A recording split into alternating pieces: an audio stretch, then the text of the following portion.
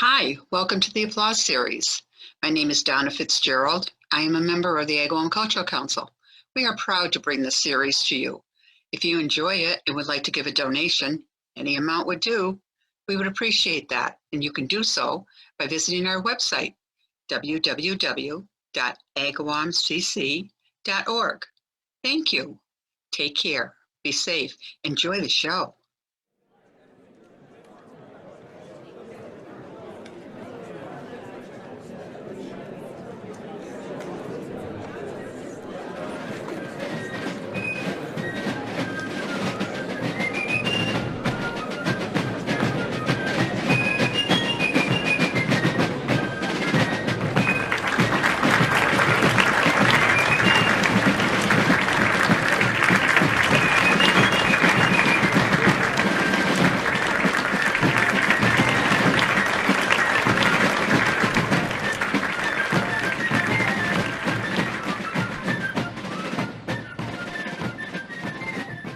Good day, my friends. I am Abigail Whitney, wife of Samuel. I was born on the 24th of March in the year of the Lord, 1735. Samuel's about 6 months older than I, being born in September of 1734. You might say we're the ordinary family that's really living during an extraordinary time for America. Many developments happened in our lifetime, and we happen to be a part of many major events that shape America's history.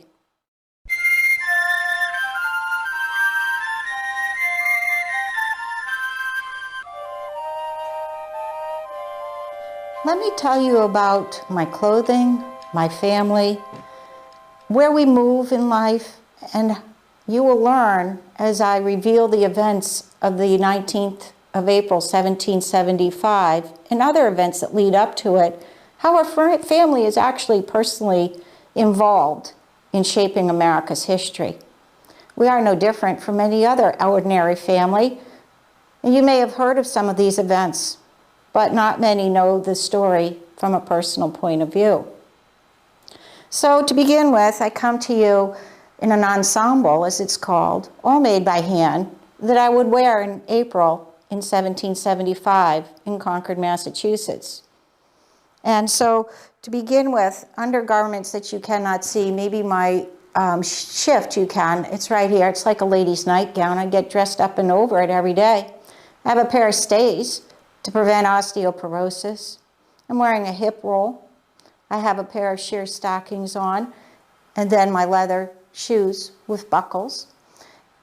I also have a pocket that you cannot see underneath my 2 petticoats.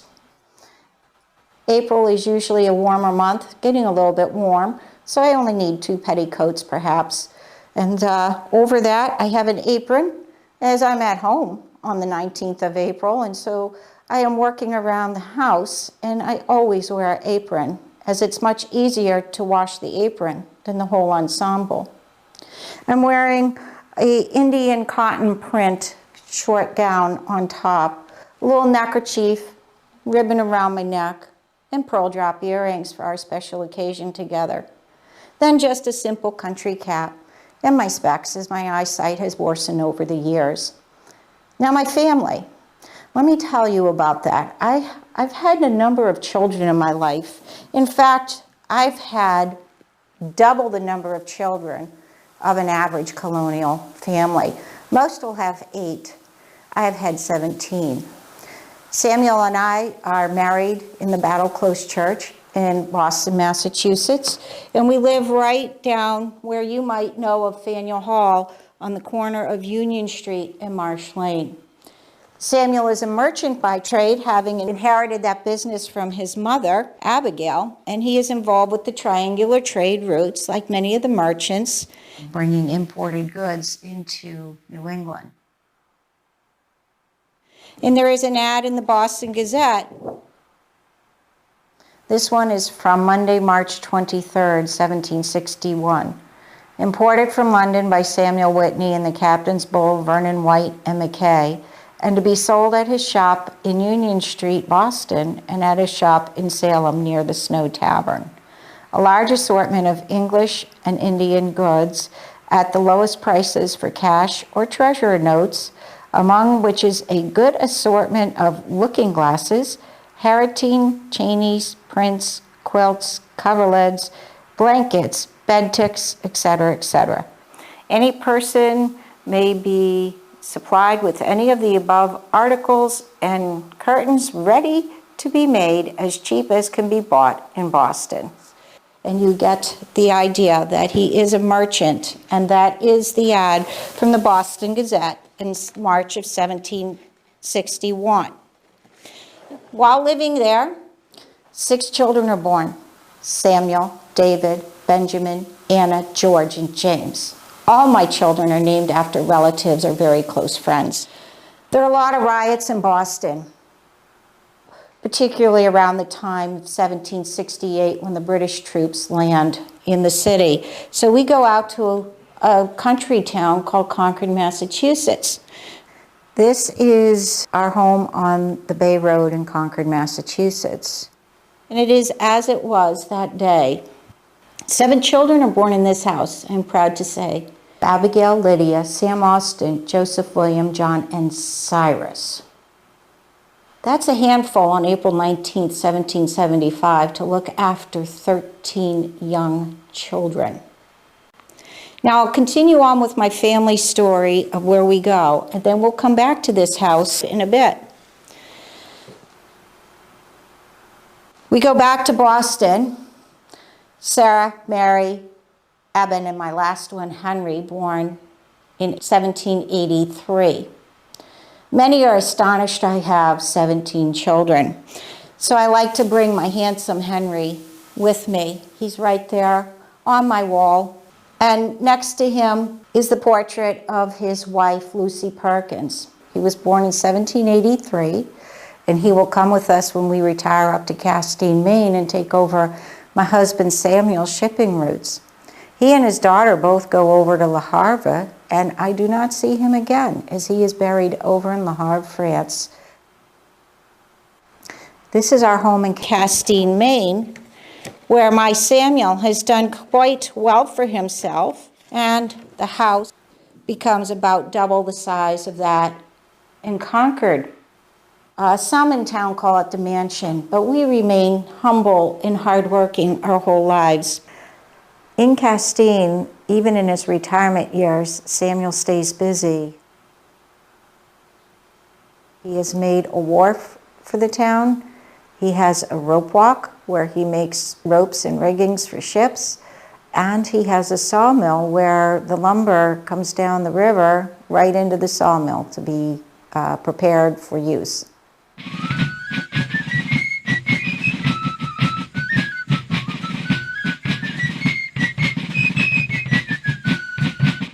So that's a little bit about me personally. But you might be wondering how I survive with all those children during America's really revolution and the events leading up to it. My family, or I should say Samuel's family, mine too. This is the family account of Samuel Whitney. It includes information about all the family members, where they lived, where their children went in life, and other fun facts about the family. So what I am sharing with you today is just how the charter that is important to Sam Adams is important to the Whitney family. While expressing a firm attachment to their gracious sovereign King George, we point out the manner in which our privileges under the charter have been violated and denying the right of Parliament to tax us without our consent. Who gives England the right to tax us?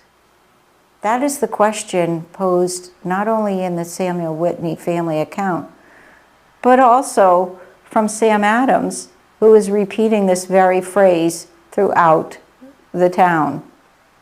The charter granted to us in the 17th century by England granted us certain rights and privileges, which now in the 18th century they're trying to revoke, and we will not have it. In 1768, King George III from England will send troops over. Broadsides like this one talk about the troops landing in Boston. In fact, the map of Boston really looks like this during both the 17th and 18th century. It's really an island or a peninsula attached to the mainland with just a sliver of land. The terrain looks a lot like this. And when I talk about the troops landing in Boston, the scene is quite interesting and horrific, with all the king's men coming onto Long Wharf off their ships.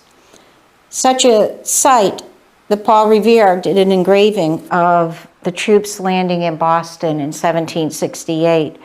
You could really see the British soldiers here getting out in full force from Long Wharf in Boston and marching in, and the ships here coming into port. They were really controlling the harbor at that point. So 300 British warships were out in the harbor.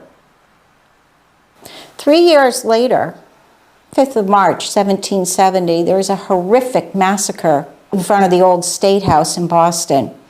We have a family tie to that as well. In the 18th century, this was known as the Boston Fight, but quickly Paul Revere, who did this etching, turned it around and called it the Boston Massacre as a point of print propaganda. And you can see how Paul has the British soldiers opening fire on the patriots.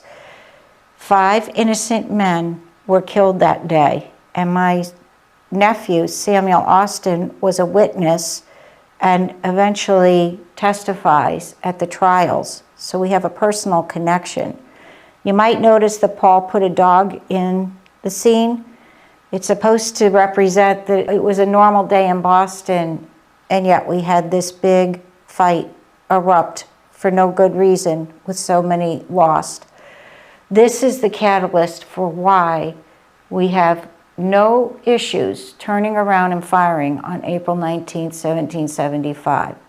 This was an ache in all our hearts for 5 years after the event. This happened after Samuel and I had moved to Concord, but Sam Austin's family lived in our home. 3 years later, there was a peaceful protest in Boston, and it will go down in history known as the Boston Tea Party. There is a meeting trying to resolve things peacefully when Sam Adams declares, "This meeting can do nothing more to save the country." And with that, 100 men dress up as Mohawk Indians and go down to Griffin's Wharf to throw 367 crates overboard into Boston's harbor as a way to protest that we will not use imported goods.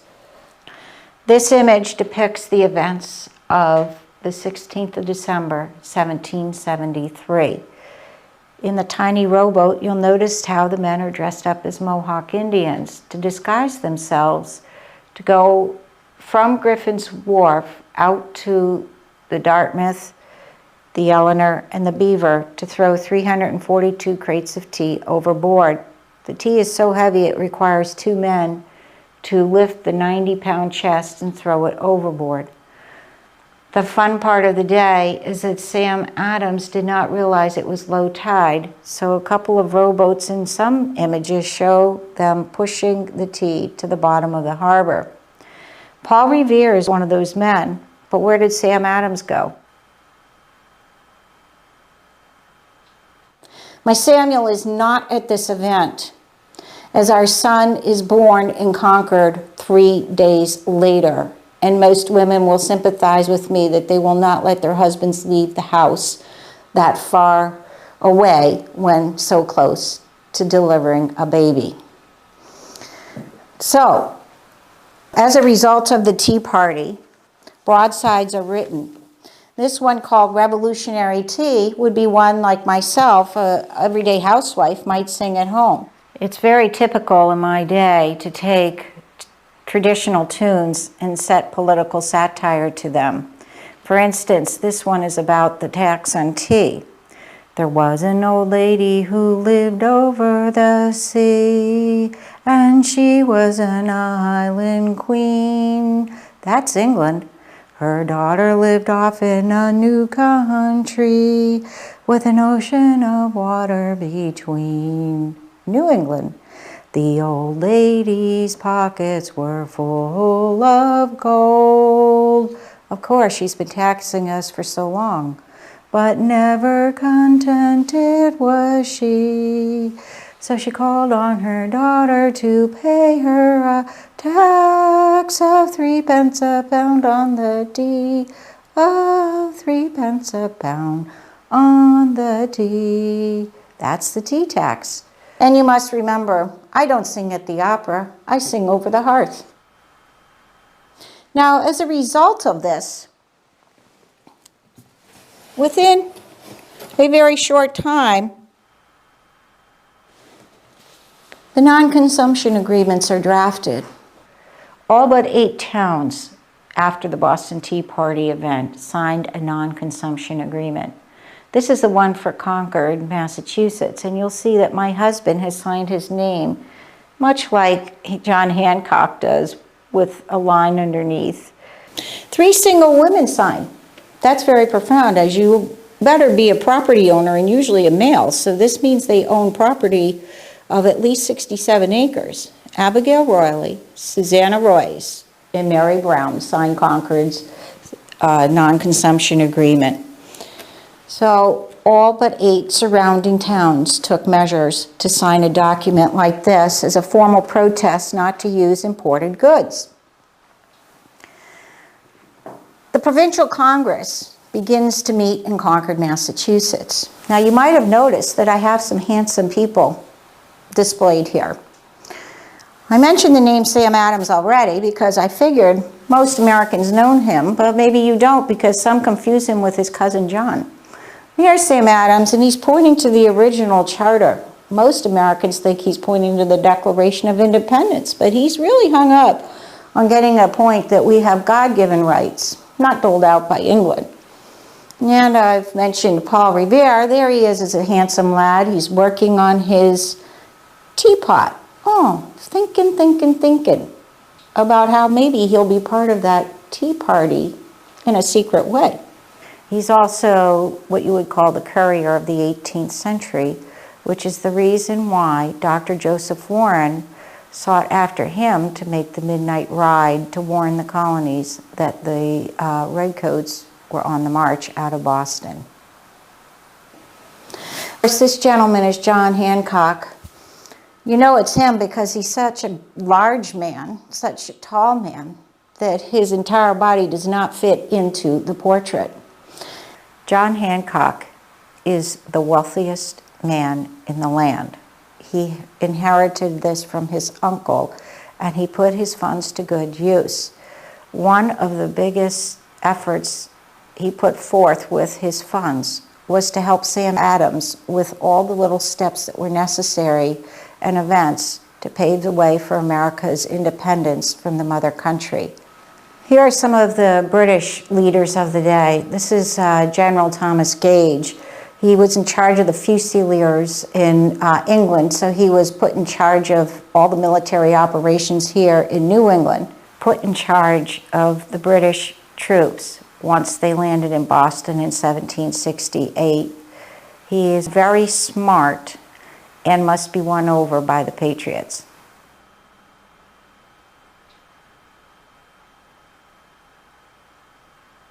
That's his wife, who's looking a little bored. Margaret Campbell Gage, wife of General Thomas Gage, looks so relaxed here in this portrait. In fact, she's in her fine silks. Where is she getting those with the ports closed? I really wonder about that. Oh, could it be that she goes and visits Mrs. Bliss, a Tory in Concord? Ah, yes, all those Tories are still siding with the English, and we must convince them to come over to the Patriot side. When Mrs. Bliss visits Concord, I need to stand guard and keep my mouth tight shut because my husband is Concord's muster master, and I do not want her to know any of our plans. Lieutenant Colonel Francis Smith, His Majesty's 10th Regiment of Foot. He is the one responsible for having my house searched by the British soldiers. He is the one that killed Jonas Parker on Lexington Green. He is the one that has done a lot of evil deeds from his time in Boston on out to Concord. And to have his revenge, Captain Parker, John Parker that is, shot him in the foot when he retreated back to Boston as his revenge for killing his nephew in the morning. So with tensions rising throughout Boston and the surrounding towns, the Provincial Congress, with Sam Adams and John Hancock leading, have decided to come to Concord to get out of Boston as it is safer. They first go to Salem and then they move the meetings to Concord. And they vote that every town should raise an army.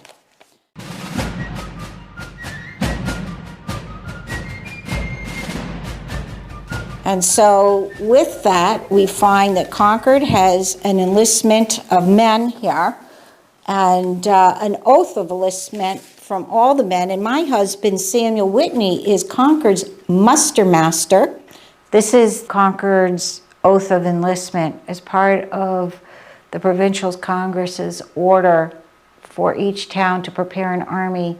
This is the roster for Concord's. My husband, Samuel, is muster master for the Concord militias. So he is in charge of drilling soldiers who would be on this roster, as well as attending to any administrative affairs and drilling them in the muster field, which there are two in Concord, one close to the house and one out at the North Bridge.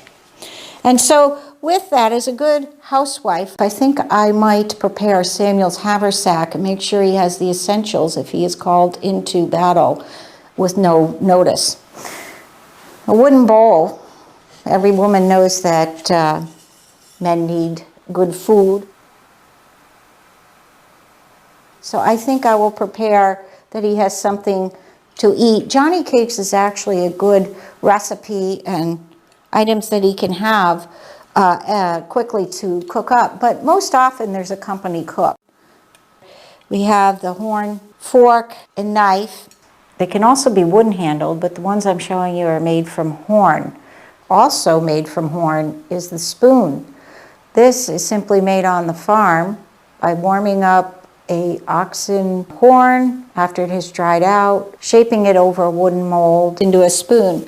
Very durable if you are out in the field. And then we have a tankard, like you see here. This one's tin. He could keep it on his side or in his haversack. He might also carry a canteen, such as this one, over his shoulder. This is a bedroll. A soldier in the army will wear this on his back. A larger one, of course. This is just a small sample to give you the idea of how a soldier will sleep out in the middle of the woods. So this is typical not just for Samuel, but for other men. This is tallow soap. It's listed on the rations as 1 bar for 6 men in an army. I personally think Samuel should have his own bar, don't you? And then again, maybe to help with his grooming and feel a little bit more like he's at home, we'll send his horn comb.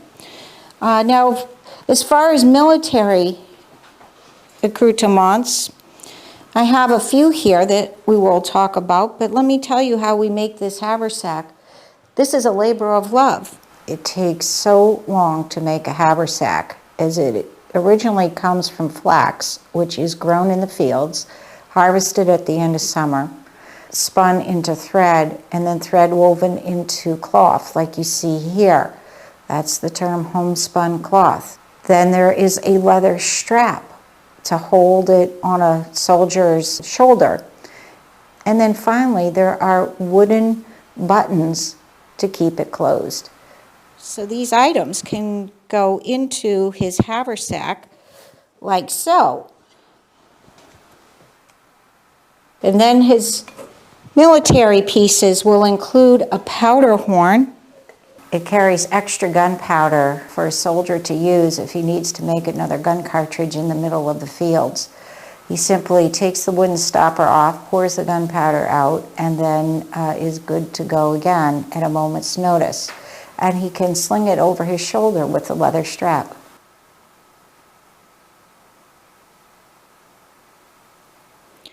And then finally, his cartridge box.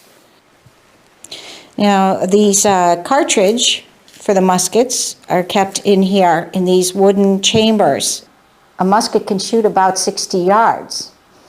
How do I know that? It's my business. I'm the wife of a muster master. And again, the leather and the strap over. And these packs help to clean the musket. Now, as far as making gun cartridges, the men need oodles and oodles of them. This is a gun cartridge. This is the lead ball. Millicent Barrett is the granddaughter to our Colonel Barrett here in Concord, and she befriended some British soldiers who wandered into town one day to learn how to create these cartridges. Then in turn, like a quilting bee, she had us all over, and we started to make cartridges. And a Minuteman can prime, fire, and load 3 shots a minute. And so my Samuel will drill them a little bit longer than the militia. This is a tricorn. It is simply a farmer's hat, like the one you see up there, tucked up on 3 sides. These items Samuel will now be ready to take with him should there be any battle, and I feel better about that.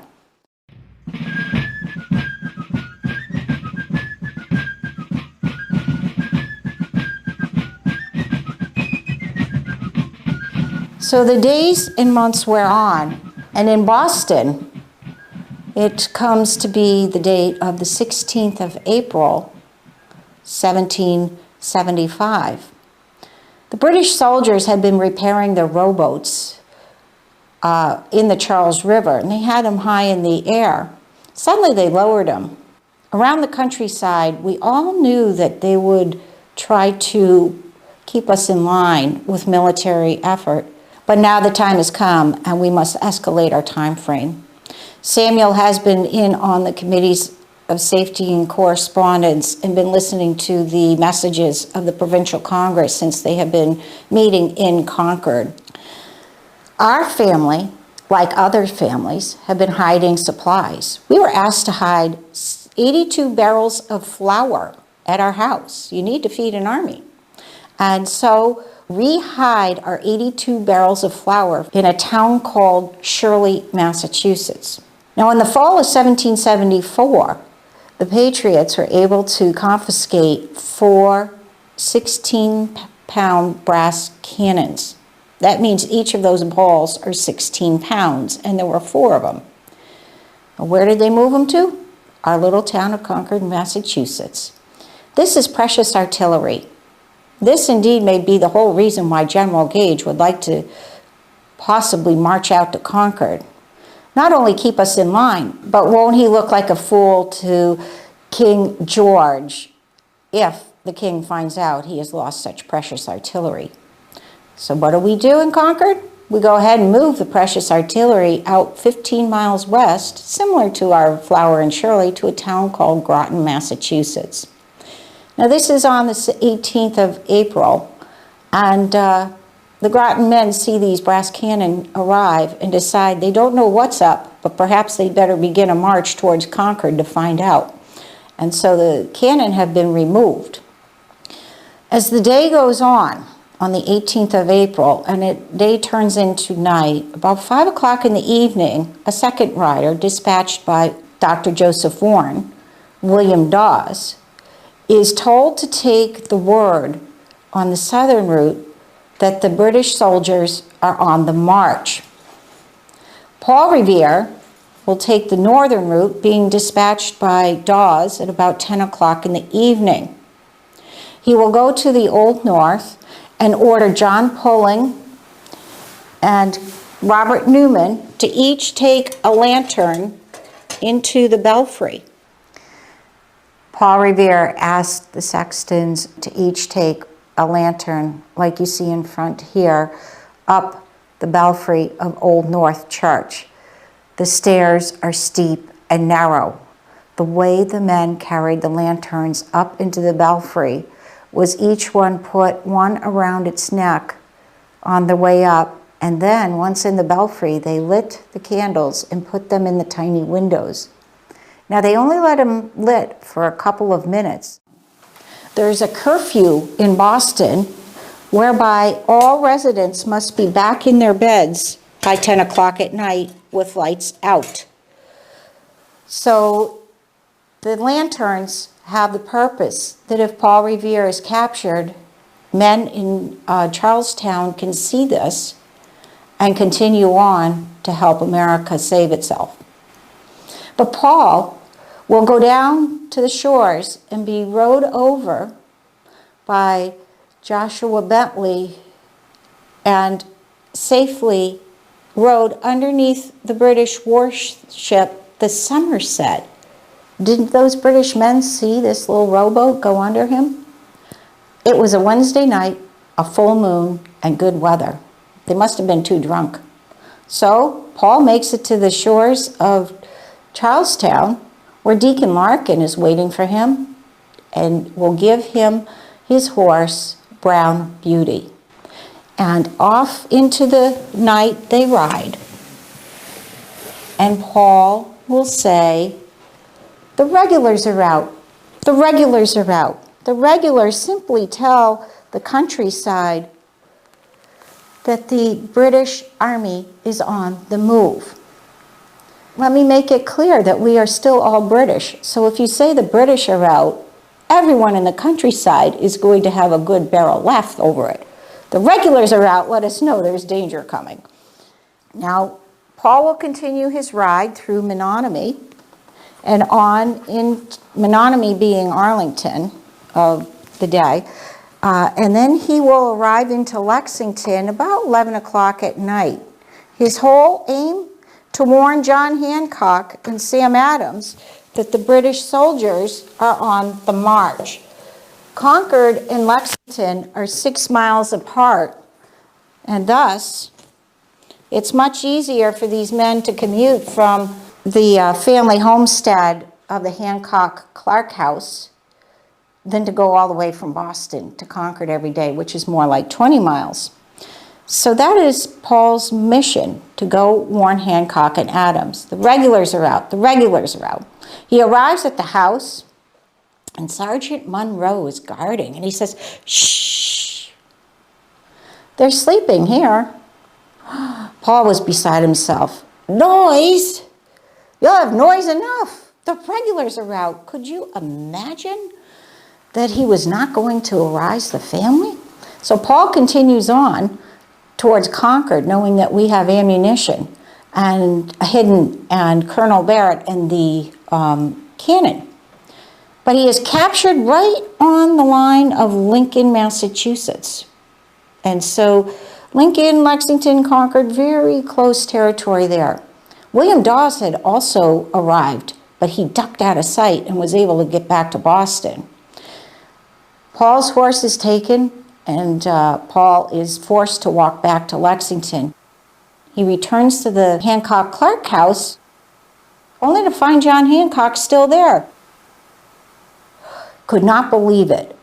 John was insisting that he would be with the men to fight, and Paul had to convince him that he is worth more to America to flee and save his life than to perhaps lose his life when the British arrive. So both Hancock and Adams will spend the night in Woburn, Massachusetts at Ashel Reed's home. And the wives, Dorothy Quincy and Mrs. Adams, they're more concerned about their smoked salmon than the lurking danger. I was not concerned with any of that. I was more concerned about the welfare of my husband. But it is amazing to me to know the stories of two leading women and the fact that they did not know there was such a threat. So they all are up in Woburn out of harm's way. I am most worried as there was a spy letter released from the French that you see before you, written in French. When translated says, "I'd search particularly at the Whitney's home, who lives at the right-hand rear at the entrance of town, at a house plastered white, and a small yard in front, and a railed fence, and a large quantity of powder and ball reported to be deposited in the store adjoining the house." Samuel Prescott heads towards our home to warn us. At the time the Provincial Congress met, there were orders from General Gage to search particularly at the Whitney's house. He lives at the right-hand side of town as you come in to the center of Concord, and the house is plastered with a white fence in front of it. That takes you to my house, not Colonel Barrett's. I am very worried that this spy letter has gotten out and there are direct orders to come to my house. When Samuel Prescott arrives, my Samuel will hasten to dress with musket in hand, and I have a little image of my Samuel here, and he will go off to the middle of town with the other men to remove any supplies that still need to be moved.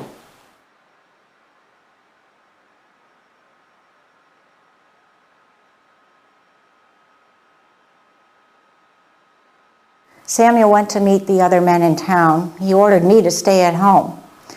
I anxiously wore the night away, pacing back and forth, back and forth. One of my children, Abigail, she had an accident as a young child, so I wanted to make sure she was safe in case we have danger lurking about the corner here. I sent her back to Boston with my sister-in-law, Mrs. Austin. But the other children are still here, and I have a young baby now. So I anxiously pace back and forth, back and forth. You won't believe what happened that morning in Lexington. My heart aches. Captain Jonas Parker and his men had no idea that the British soldiers were going to take open aim on them and their families. It was supposed to be a peaceful march from Boston to Concord, but as you can see, it was anything but. This is the famous Doolittle print that shows the British soldiers on Lexington Green about 5 o'clock in the morning. Imagine that. Imagine the people of Lexington, the sun barely up, and the British Army is out on Lexington Green. Captain John Parker has rallied his men together, and the British soldiers decide to disobey orders, which were to stay on the Bay Road, and in fact go off onto the Green. And they're all too ready for a fight, and a scrimmage breaks out. We have Colonel Francis Smith egg on John Parker, and John Parker declares, "If there will be a war, let it start here." By the time this fight is done, 8 soldiers are killed. Can you imagine Mrs. Harrington when her husband arrives at their maple tree and falls dead at her feet? And what about Captain Parker? His nephew, Amos, was also killed in the line of battle. But I give Parker a lot of credit. He stood up to Lieutenant Colonel Francis Smith, the 10th Regiment of Foot, by saying, if there's going to be war, let it start here. This shows you how patriotic each and every one of us were that morning. So I share with you the British colors that those troops might have been sharing that day from the 10th.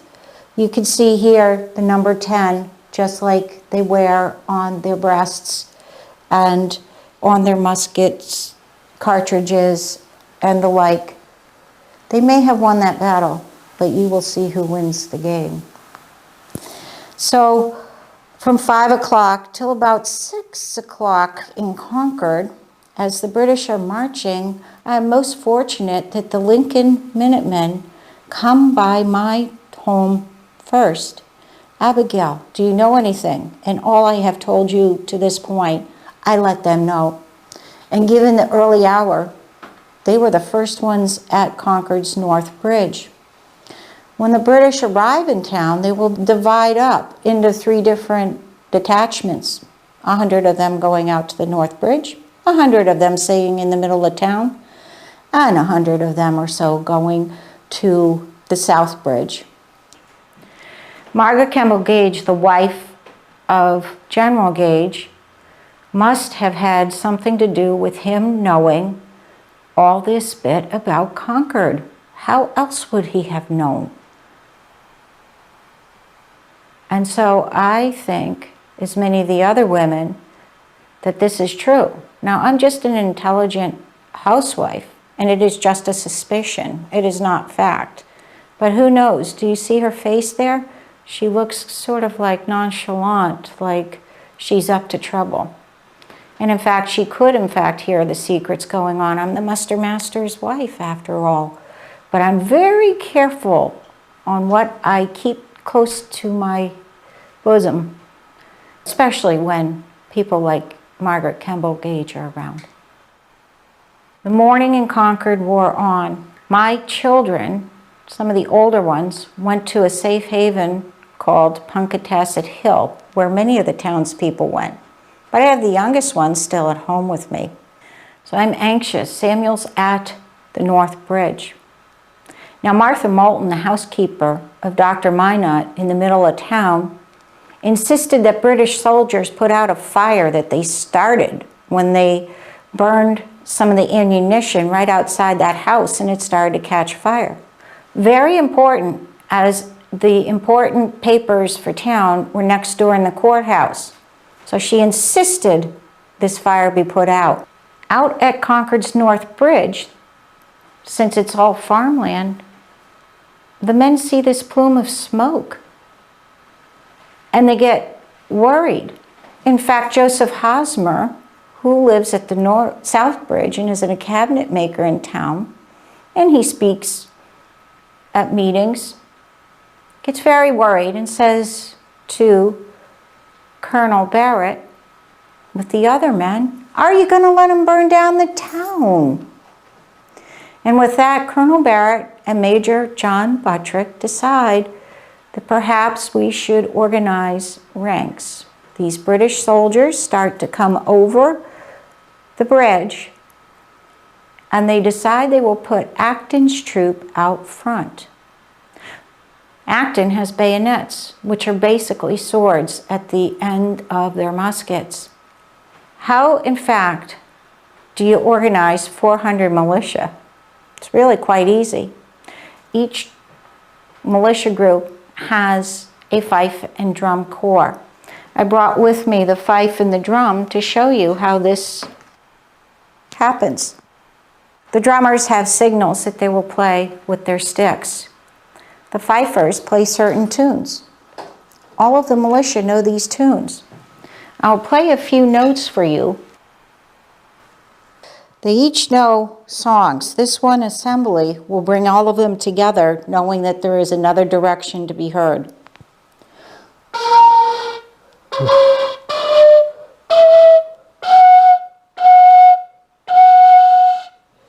And there is a famous revolutionary song called White Cockade, which is particularly why I have this white cockade on the tricorn to show you what it is. This is a white cockade. It was given to a Scottish soldier for his efforts. In fact, there's a song called The White Cockade, and you're hearing it now.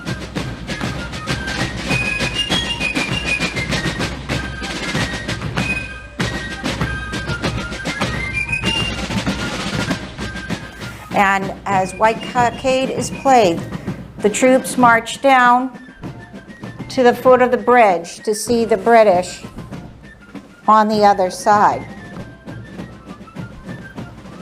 My husband, Samuel, is with them. I am most concerned about his safety, as other women are.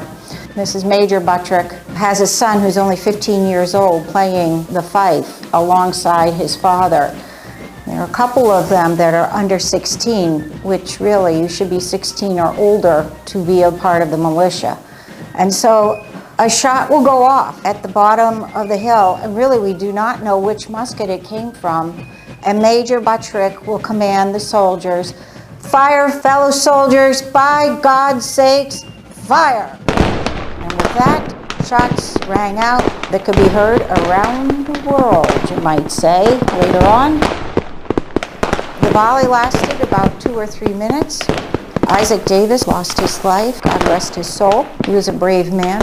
Luther Blanchard, one of the fifers. And on the British side, we have more casualties. 2 actually are buried at the North Bridge, right on the Emerson property. Their slave Frank helped bury the 2 there, and the other on the way back to town. Well, when the fighting had started, the comment from the British were they did not know we would be so well organized. Samuel returns home and says, Abigail, quick, take the young children. And I did. I took Joseph, William, John, and Cyrus and hopped into the high-wheel chase. And we headed towards the town over Bedford, Massachusetts. Men along the way asked me, what did I know? And I told them everything I have told you so far. And I remained strong. And then suddenly, through the top of the chase was a bullet, nearly hitting my son, Cyrus. Oh, I am so worried. What about my children at Punkatasset Hill? What about my daughter in Boston? What about my safety? What about my husband? And yet I remain strong, as I have fellow neighbors who are experiencing this very same thing. All of a sudden, the countryside got quiet after a while. I figured, time to go home. And when I got there, my husband had said, well, we have much to be thankful for today. We should have heartfelt, thankful devotions here at the Whitney home, for we have not lost lives like some of our neighbors, but we do care for them. Now I must tell you, my son David, age 14, when the British troops marched into town that morning, decided to go missing. He followed them. He did the same thing my neighbor, Mrs. Hosmer, her son Cyrus, did the very same thing. These teenage boys were so enamored with how handsome these British troops looked that they just went to go find out what was up. And we were worried sick. I shared this story with her later. When I got home that evening, when we had our heartfelt devotion, Samuel punished David. David had said to me, well, Mother, I stayed out of Father's sight at the North Bridge. How many women, other than Mrs. Buttrick, had their young teenage sons at the North Bridge with this scene? I am very thankful. Now, the very next day, there was a horrific battle down at Miriam's Corner shortly after the visit to our house. In fact, the British had searched our house. You know what it's like when they ruffle through your things? It was out of disarray, but as they marched back to Boston, the retreat was very bloody. There was much bloodshed. Mrs. Russell in Minutemen, she lost her husband. Many were killed right at their house.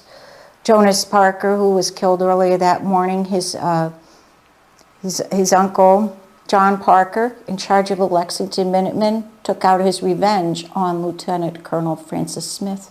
And now we come to the day next. We all thought they were coming back the very next day. I think you would too. We were anxious, we were prepared, and yet we stayed calm.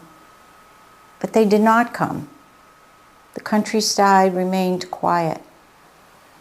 It was only 6 weeks later that the Battle of Bunker Hill took place. 17th of June, 1775. This is where the British had their revenge. Dr. Lee is a neighbor and a Tory at that in our town.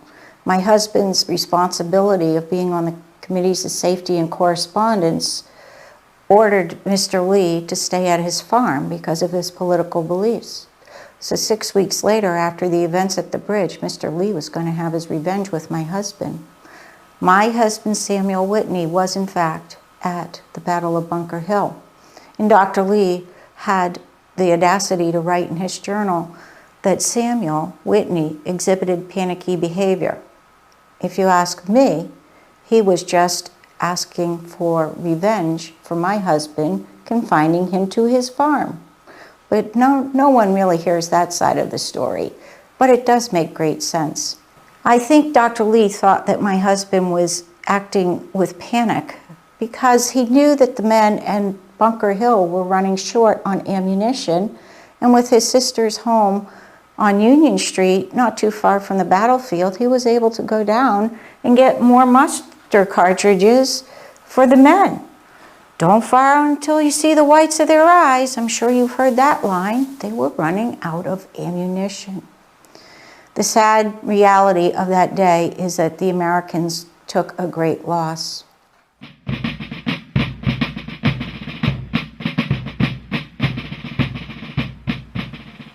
There's a new gentleman by the name of George Washington. He has come up from Virginia. Now, we will give him a try, if you will, but some of us are wondering why not our own Colonel Barrett from Concord. So Mr. Washington has decided to train an army of 20,000. All of the surrounding towns, all of us women, we can help out, supply blankets and other rations that are necessary. And what about those 4 brass cannon? Well, Mr. Washington heard about those and called those back into service. Why not? They're precious artillery. And so they actually were part of the further battles in America's Revolution. So while they trained at Harvard, the 20,000 men, for this bigger army to serve America now in the greater colonies, the Harvard men came to Concord to study. And at our house, we put up the scientific apparatus and Dr. Winthrop. So around town, you could find the boys and who are studying and other books and so on. The Emerson's house, they have their Latin studies, and little William is studying to be the next reverend, as his father, a minister, stood by the men at the North Bridge, and Phoebe watched him right across the way there, up the hill. And she stood her ground like I did. So there are many stories of women and what we did that day. I'm very much like my neighbors. The war will carry on past Massachusetts, and I share with you this Grand Union flag because I would like to say that throughout the colonies, it is the Grand Union flag. It is the first American flag for our country.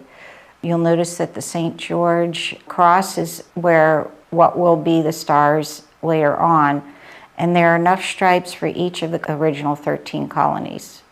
And the Revolution continues.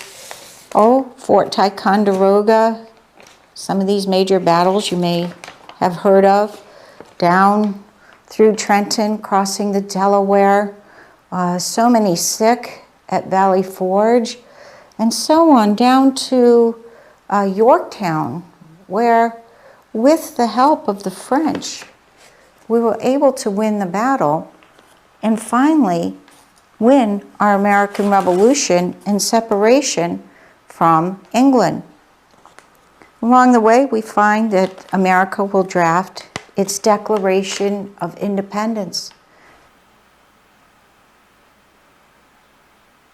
When in the course of human events it becomes necessary for one people to dissolve the political bonds which have connected them with another, this is the first time in history that a country has declared its independence from another.